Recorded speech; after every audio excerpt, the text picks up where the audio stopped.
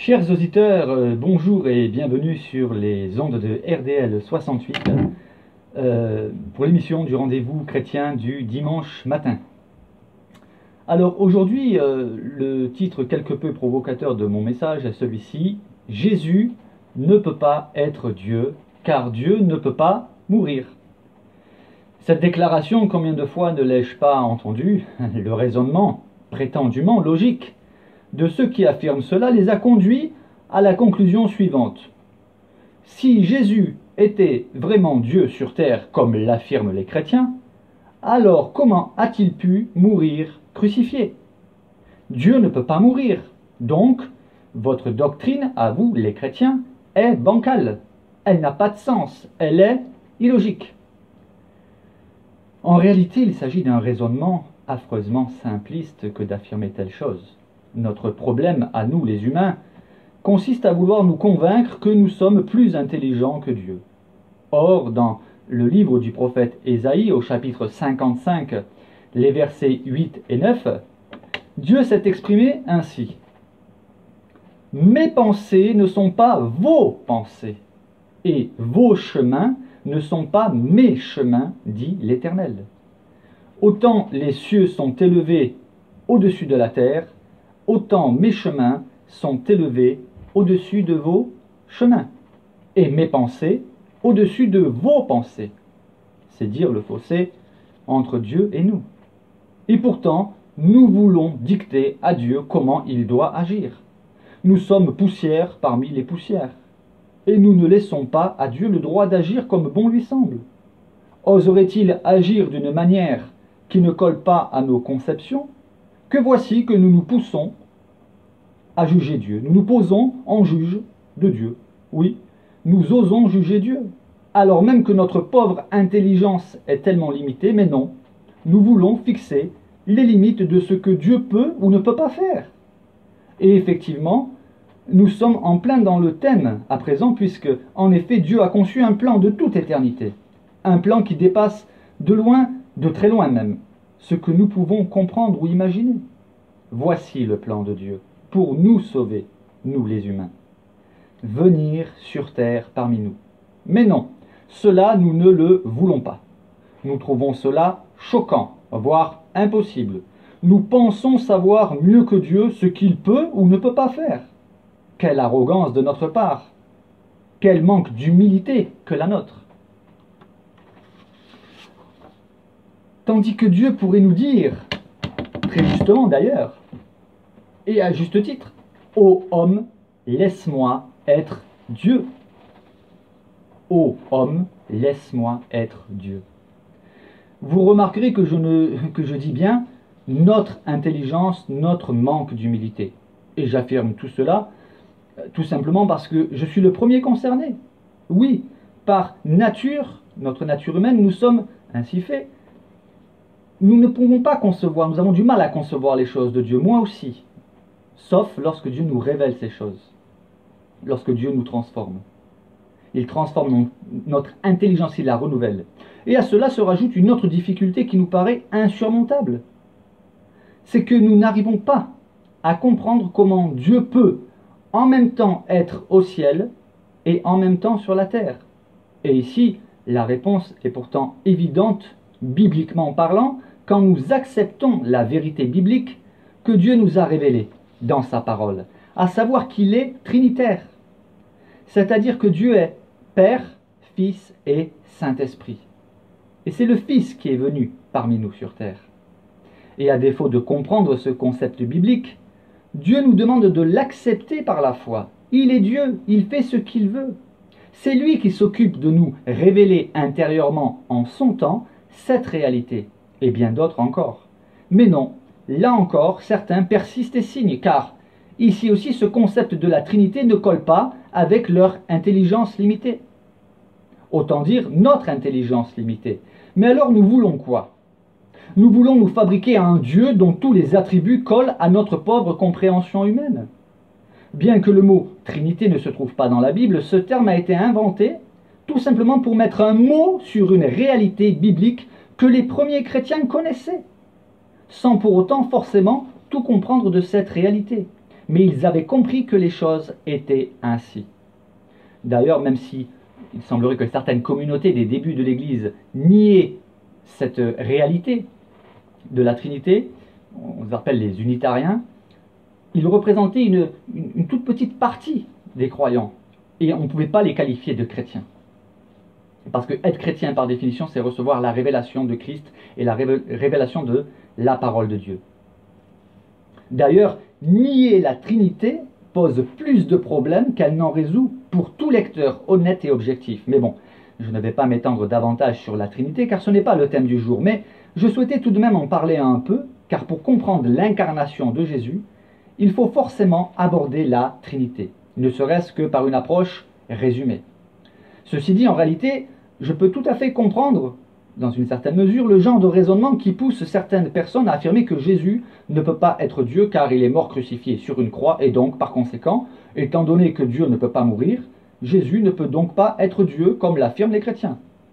C'est un raisonnement humain, classique, basique, voire même très simpliste, mais surtout qui n'est pas nouveau.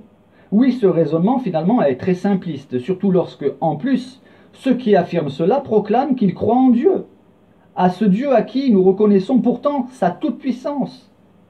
Mais quel est donc ce Dieu auquel ils croient? Quel est donc ce Dieu à qui ils ne veulent pas laisser le droit d'être Dieu et d'agir comme bon lui semble, quitte même à agir d'une manière que nous avons, nous, du mal à comprendre? Mais bon, bref, que l'on soit croyant ou non, nous sommes tous susceptibles de nous enorgueillir et de vouloir poser des limites à Dieu. Or, Dieu est illimité. J'aimerais à présent, après cette brève introduction, entrer dans le vif du sujet. Alors, Jésus était-il, oui ou non, Dieu parmi nous? Ou alors, est-il disqualifié d'office parce qu'il est mort sur la croix? Et si Jésus était vraiment Dieu, comment est-il possible qu'il soit mort, puisque par définition, Dieu ne peut pas mourir? J'aimerais donc à présent vous dire à vous qui m'écoutez en ce moment la chose suivante, ou plus précisément, vous poser la question suivante. Mais qui vous a dit que Dieu est mort? Est-ce que le fait que Jésus soit mort signifie pour vous qu'il y a une contradiction avec sa divinité? Alors dans ce cas, je ne peux que vous encourager non pas à lire la Bible, mais à la méditer et la méditer longuement, tout en priant Dieu de vous éclairer. Et Dieu éclaire ceux qui s'adressent à lui, non pour lui donner des cours de théologie, mais pour recevoir instruction de sa part. Voyez-vous, le véritable problème réside surtout dans le fait que vous qui affirmez que Jésus ne peut pas être Dieu, vous n'avez pas compris le sens des événements.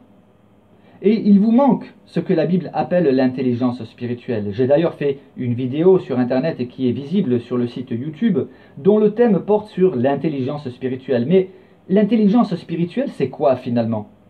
Eh bien, en réalité, il s'agit d'une forme d'intelligence qui nous permet de comprendre, d'appréhender les vérités spirituelles. Et c'est bien de cela qu'il s'agit. C'est bien cela qui pose problème en réalité, un manque d'intelligence spirituelle. Nous savons que l'intelligence, c'est la faculté de comprendre. Et l'intelligence spirituelle, c'est donc la capacité de comprendre les choses spirituelles. Et ici, particulièrement, dans le domaine des vérités bibliques et évangéliques. Eh bien, sachez-le, oui, Jésus était bien conformément à ce que nous révèle l'ensemble des Saintes Écritures. Et encore plus particulièrement l'ensemble des textes du Nouveau Testament, oui, Jésus était bien Dieu parmi nous. Si Jésus est présenté en divers passages des textes évangéliques comme ayant été pleinement homme, eh bien dans d'autres textes, sa divinité ne fait aucun doute. Et le fait que Jésus soit mort sur la croix ne contredit en rien sa divinité, au contraire, et je vais le démontrer. Avant d'aller plus loin, j'aimerais en préambule rappeler quelque chose dont vous n'êtes peut-être pas conscient, mais en réalité, sachez-le et sachez-le bien, aucun d'entre vous n'est mortel. Nous sommes tous immortels. Mais qu'est-ce qu'il raconte celui-là, diront peut-être certains auditeurs. Bien évidemment que nous sommes tous mortels, répliqueront plusieurs d'entre vous, peut-être. Et je vous répondrai que oui et non. Oui, nous sommes tous quelque part mortels, mais qu'est-ce qui meurt en réalité? Nous ou simplement notre corps? Et oui, c'est bien de cela qu'il s'agit. Lorsque nous passons de la vie à ce que nous appelons la mort, il ne s'agit que de la mort de notre corps terrestre, ainsi que de la fin de notre pèlerinage sur terre. Mais notre âme, elle, croyez-vous vraiment qu'elle meurt? Certes, libre à vous de croire que lorsque votre vie ici-bas prend fin, eh bien, il n'y a plus rien après. Mais je puis vous assurer que ce n'est pas le cas. Vous en doutez? Eh bien, vous vous en rendrez compte le jour où vous passerez de cette vie terrestre à la vie dans l'au-delà. Sauf que dans l'au-delà, il y a deux destinations différentes. Il y a ce que la Bible appelle le paradis et la vie éternelle. Et un second lieu qui s'appelle, enfin, ce que Jésus a appelé la géhenne, ce qui est plus communément connu sous le nom, enfin le terme d'enfer. Cette expression, ou plutôt ce terme, bien que ne se trouvant pas dans la Bible, revêt pourtant une réalité biblique. Un lieu de tourment, de souffrance, un lieu infernal, d'où le mot enfer, avec la précision qui est donnée, éternelle. Alors voici quelques versets qui parlent de cette réalité, notamment dans l'Ancien Testament, déjà dans le livre du prophète Daniel, le chapitre 12 et le verset 2, on peut lire ceci.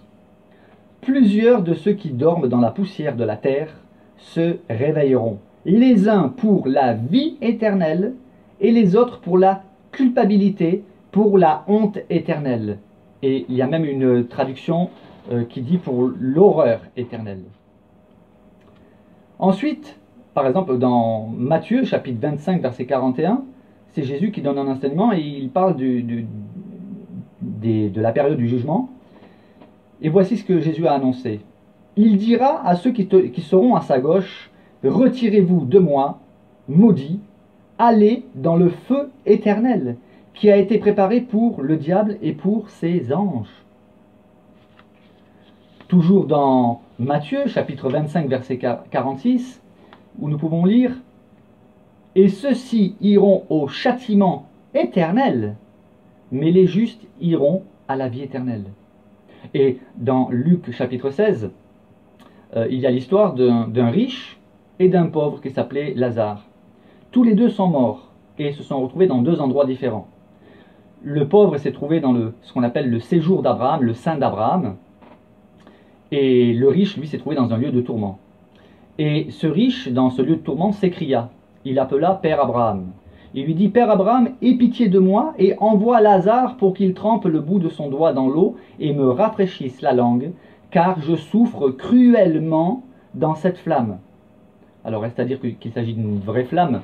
Je ne le pense pas. Mais ce qui est clair, c'est que c'est un lieu de souffrance. Abraham répondit, « Mon enfant, souviens-toi que tu as reçu tes biens pendant ta vie et que Lazare a eu des souffrances pendant la sienne. Maintenant, il est ici consolé et toi, tu souffres. » Nous voyons bien que ce riche, tout de suite après être mort, était dans un endroit où il souffrait. Donc son corps était mort, mais son âme était encore vivante. Concernant ceux qui ne connaissent pas Dieu et qui n'obéissent pas à l'évangile de Jésus-Christ, voici ce qui est écrit dans 2 Thessaloniciens, la deuxième épître de Paul aux Thessaloniciens, le chapitre 1, les versets 9 et 10. Il est dit « Ils auront pour châtiment une ruine éternelle, loin de la face du Seigneur et de la gloire de sa force, lorsqu'il viendra en ce jour-là pour être glorifié dans ses croyants et admiré dans tous ceux qui auront cru, car notre témoignage auprès de vous a été cru. » Bon, je ne vais pas m'éterniser, si je puis dire, sur ce thème des souffrances éternelles, car ce n'est pas le thème central du jour, mais je voulais juste mettre en évidence que, bibliquement parlant, il nous est enseigné que nous sommes immortels. Notre âme est immortelle. Seul notre corps est mortel. Et ensuite qu'il y a deux destinations, comme je l'ai démontré, bibliquement. Donc lorsque nous mourons, ce n'est pas notre identité qui meurt, ni notre âme, mais uniquement notre corps. Revenons-en à Jésus. Alors, à présent, est-ce que certains parmi vous ont enfin compris que lorsque Jésus est mort, ce n'est pas Dieu qui est mort? Oui, Jésus est mort en tant qu'humain, c'est-à-dire que c'est son corps qui est mort, et non son identité, son essence, qui, elle, est divine.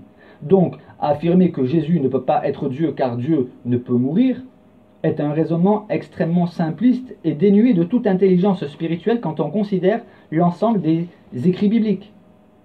Car j'ai démontré ici que, bien évidemment, lorsque Jésus est mort, ce n'est pas sa divinité qui est morte, D'ailleurs, Jésus savait très bien que son essence divine, sa divinité, n'allait pas, il ne pouvait pas d'ailleurs mourir. Il était bien conscient que c'est uniquement son enveloppe charnelle, son corps, qui allait mourir, mais certainement pas lui dans sa divinité.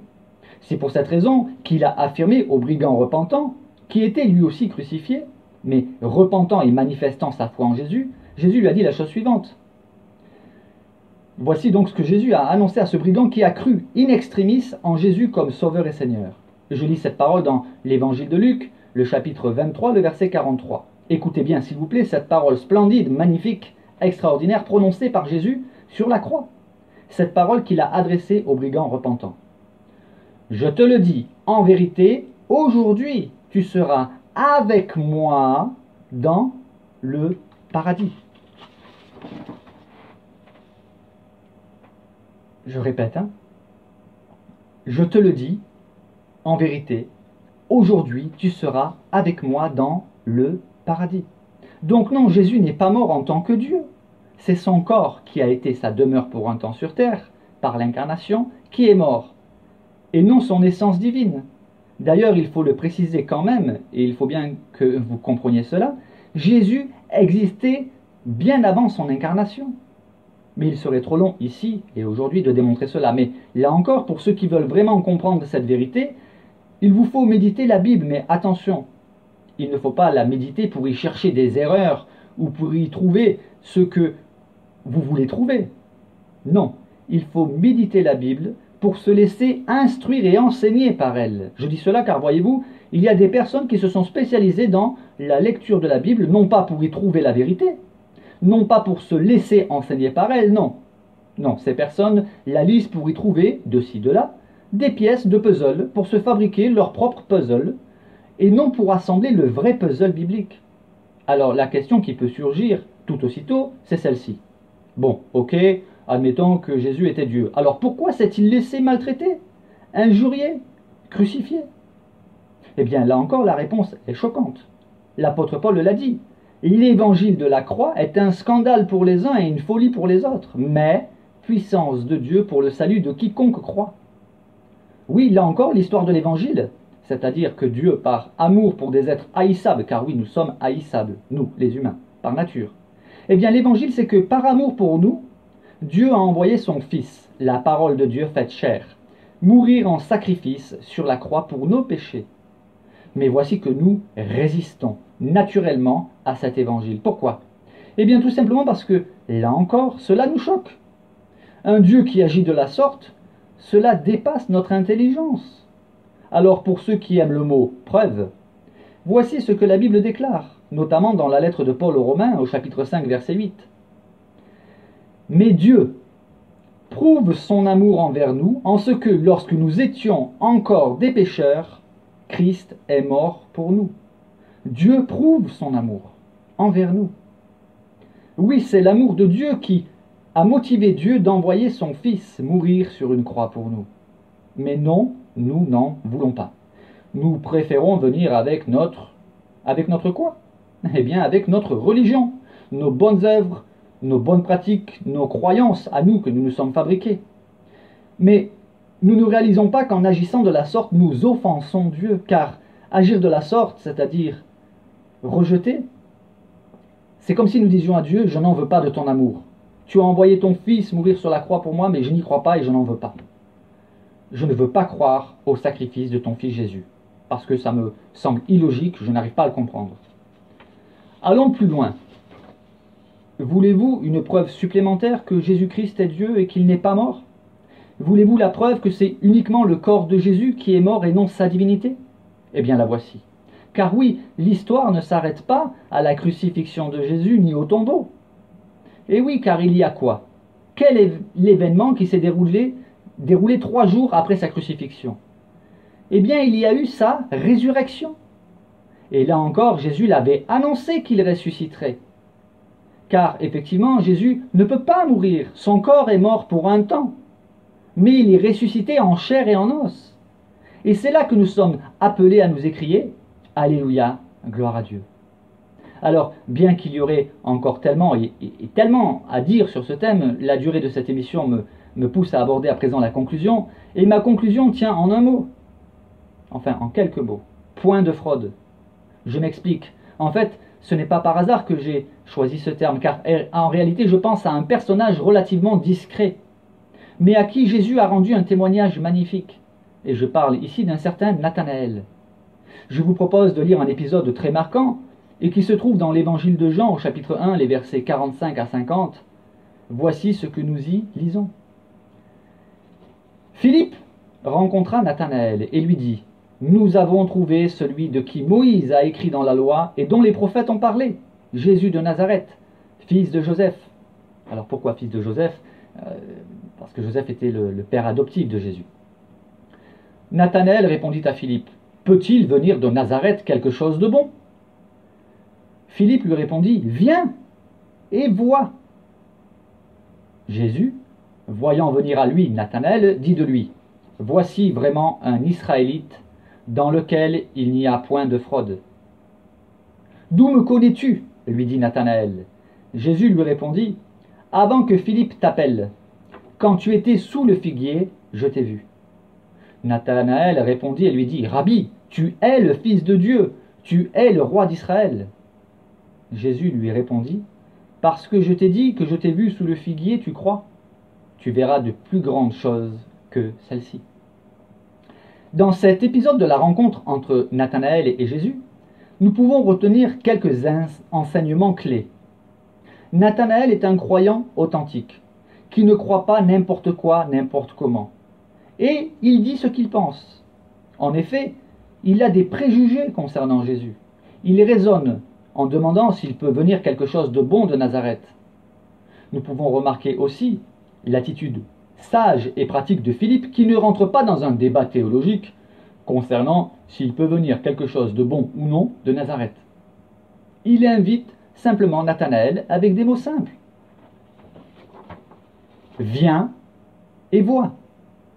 Nathanaël, quant à lui, aurait très bien pu refuser de venir, mais il accepte de se faire sa propre opinion personnelle. Il va donc venir et voir par lui-même. Mais une surprise l'attend, et une surprise de taille. Les premiers mots que Jésus prononce concernant Nathanaël sont étonnants. Voici vraiment un Israélite dans lequel il n'y a point de fraude. Qu'est-ce qu'a bien pu penser Nathanaël à ce moment précis ? Peut-être a-t-il pu penser qu'il n'allait pas se laisser amadouer par des compliments. Et il répond d'ailleurs à Jésus du tac au tac. En effet, Jésus aurait pu se vexer de la réponse de Nathanaël, qui peut nous apparaître d'ailleurs un peu effronté. « D'où me connais-tu » Nathanaël dit à Jésus. « D'où me connais-tu » Et là, Jésus va surprendre Nathanaël d'une manière qui va immédiatement faire changer d'avis notre Nathanaël. Jésus lui dit simplement : « Avant que Philippe t'appelle, quand tu étais sous le figuier, je t'ai vu. » Alors pour nous, ces paroles peuvent apparaître mystérieuses, mais elles ont été suffisantes pour convaincre immédiatement Nathanaël sur l'identité de Jésus, à tel point qu'il s'est écrié : « Rabbi, tu es le Fils de Dieu, tu es le roi d'Israël. » Que faisait donc Nathanaël sous le figuier ? Le texte ne nous le dit pas, mais il est plausible de penser que Jésus a visé juste. Et l'on peut donc penser que très certainement Nathanaël était en train de prier. Jésus n'a pas choisi un moment hasardeux, j'allais dire. D'autant que Jésus lui a dit « Je t'ai vu ». Il ne s'agit pas de l'avoir vu de loin, mais de l'avoir vu de manière surnaturelle. Et Nathanaël l'a bien compris, car sans cela, il n'aurait pas été convaincu. Ce texte nous indique aussi qu'en réalité, Jésus est capable de convaincre n'importe qui, car Jésus sait viser juste. Il sait ce qui va toucher notre cœur. Il connaît et voit ce que le commun des mortels ne voit pas. Donc, à présent, pour conclure, il est évident que l'argument avancé et qui a pour but de nous convaincre que Jésus ne peut pas être Dieu parce que Dieu ne peut pas mourir, n'a donc plus lieu d'être, puisque j'ai démontré dans cette émission que le fait que Jésus soit mort sur la croix ne concernait que son corps d'incarnation et non sa nature divine. Et enfin, il nous faut prendre exemple sur Nathanaël. Venir à Jésus et voir par nous-mêmes. Non pas que nous allons voir Jésus en personne, quoique cela soit déjà arrivé à plusieurs personnes. Mais relativement rarement, car nous sommes appelés à croire sans avoir vu, physiquement. Mais ce qui est certain, c'est que si vous venez à Jésus par la prière en lui demandant de se révéler à vous, alors certainement il le fera, et il le fera bien, comme il l'a fait pour Nathanaël, car le Seigneur sait ce qui vous convaincra, vous, personnellement. Alors à présent, je vous souhaite un bon dimanche, et je vous propose d'écouter ce chant interprété par Jamel, mieux connu dans le milieu chrétien sous le nom de Jams. Et le thème de sa chanson, c'est Jésus a dit qu'il ressusciterait, il l'a dit, et il l'a fait.